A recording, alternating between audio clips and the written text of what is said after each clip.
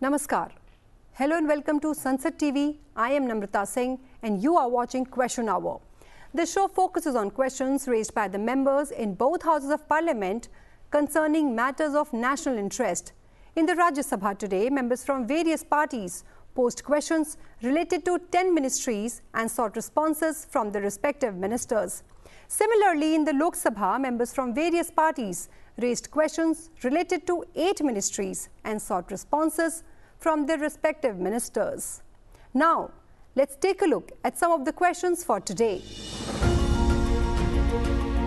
Lok Sabha MPs Karti P. Chidambaram and Bhratuhari Mehtab asked the Minister of Health and Family Welfare whether there is any data on number of people with disabilities availing health insurance under the Ayushman Bharat scheme. Government has all the data insofar as our eligible beneficiary base is concerned. We are covering bottom 40% population under this scheme, and disability, because the question pertains to disability, sir. I would like to first apprise the House through you and the honourable member, sir, that when we talk about the beneficiary base of PMJ, where do we derive the beneficiaries from? We derive it from the SEC data, we derive it from the RSBY, and we derive it from NFSA. Sir, under SEC data, we have 3 criteria. One is the automatic allocation category. Second is the deprivation criteria for the rural areas under which D1, D2, D3, D4. If you go to D4, that is specifically for the disabled. So that criteria is disabled member and no able-bodied adult member. So disabled members or disabled persons under SEC have been included in this PMJ scheme. Also, sir, under NFSA, we have a criteria under which the Antyodaya Anna Yojana households also specify that disability will be the common inclusion criteria for the identification of priority household. Disabled persons who are heading a household which has no societal support or an assured means of subsistence, or disabled person himself who does not have a societal support or assured means of subsistence, they are also included under PMJ. So disabled members are included in different ways under these schemes, but we don't maintain a central repository of only the disabled members, but we have an overall figure which reflects how many people we are covering under this scheme. Also, sir, there are 13 states. I would like to apprise the honourable member. There are 13 states which follow universal health coverage. So every member within that state who's disabled also is covered under this scheme. And I would like to add that we have a health benefit package under PMJ. That package has been revised 5 times. So the new package of 2022 we have, that package includes 36 medical and surgical packages across 6 medical specialities, which are aimed at helping the disabled persons. And as reported by the state, more than 95,000 admissions across 27 disabilities, across 27 states have happened for the disabled persons. So we very much take care of the disabled persons by way of PMJ schemes, but in a different way. Rajya Sabha members Baburam Nishad, Dr. Medha Vishram Kulkarni, Brijlal and Sant Balbir Singh asked the Minister of Textiles the steps taken to popularize the textile sector of India in the global market and to promote Indian textiles and Indian artisans. The steps being taken to promote startup companies and young scientists in specialized areas like technical textiles. The ministry in its reply informed the House that it has implemented various schemes or initiatives to popularize Indian textiles in global market and to promote Indian textiles. These include PM Mega Integrated Textile Regions and Apparel Park Scheme, which seeks to create a modern, integrated, world-class textile infrastructure, production-linked incentive scheme focusing on MMF fabric, MMF apparel and technical textiles to boost large-scale manufacturing and enhancing competitiveness. National Technical Textiles Mission focusing on research, innovation and development, promotion and market development. Samarth scheme for capacity building in textile sector with the objective providing demand-driven, placement-oriented skilling program.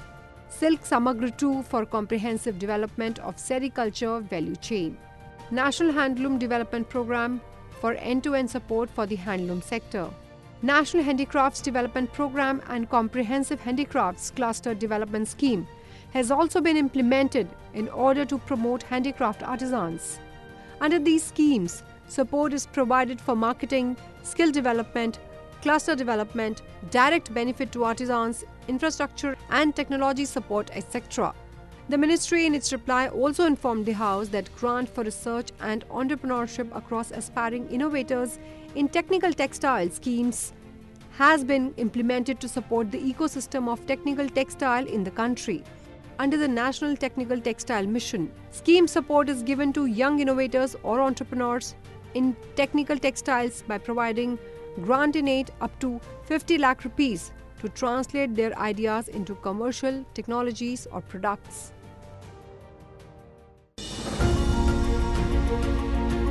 Lok Sabha MPs K. Gopinath and Dr. M. K. Vishnu Prasad asked the Minister of Health and Family Welfare whether government has taken any action in consultation with state governments to set up a separate regulatory body for veterinary medicines, given the various advantages of having a distinct drug regulator for veterinary medicines in the country, and whether the regulatory body is functioning in the states. If so, the details thereof. That worldwide, there are 3 models of regulatory bodies that we follow for human as well as veterinary drugs and medicines. There are countries like USA, EU, Japan,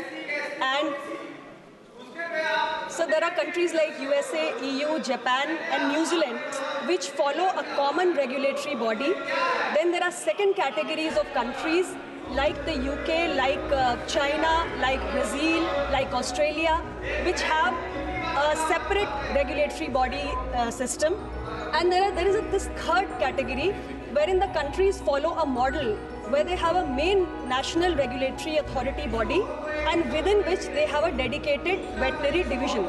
So India falls in that third model where we have one regulatory body and within which we have a separate dedicated division for veterinary drugs and medicines.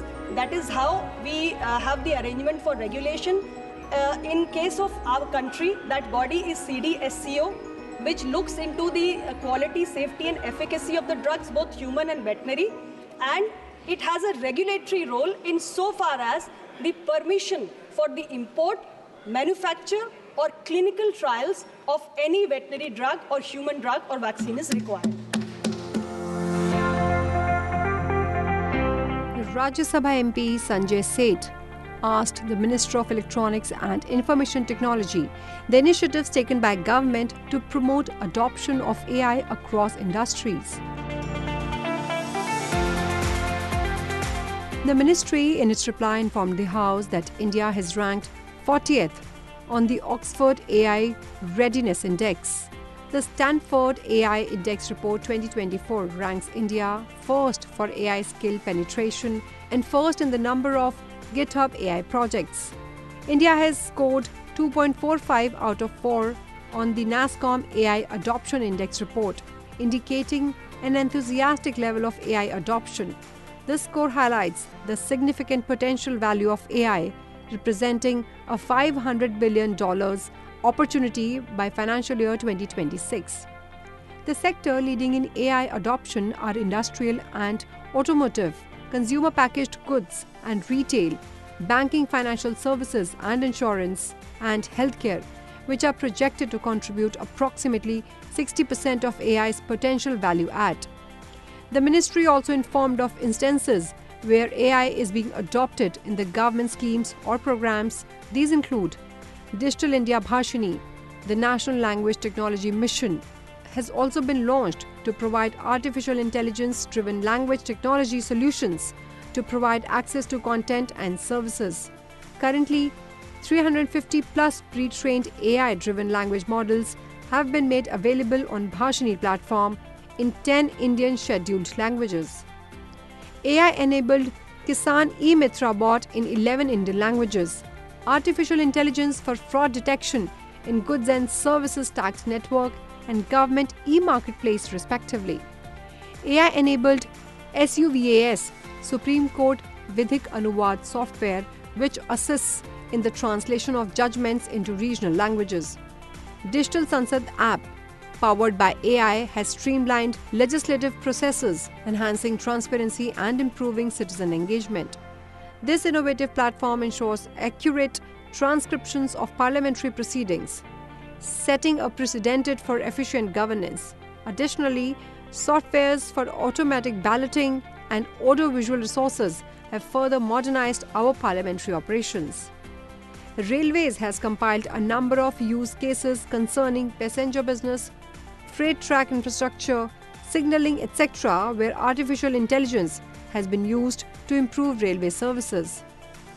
AI or ML has been utilized schemes like Awas Soft for PMAYG, the Area Officer app for worksite inspections, PMGSY for flagging suspicious maintenance payments, DDU GKY for detecting irregularities in placement documents, and Manrega for asset construction detection from photographs.